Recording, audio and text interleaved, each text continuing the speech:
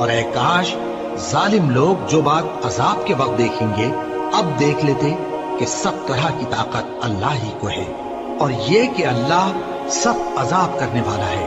اس دن کفر کے پیشوا اپنے پیروں سے بیزاری ظاہر کریں گے اور دونوں عذاب الہی دیکھ لیں گے اور ان کے آپس کے تعلقات منقطع ہو جائیں گے۔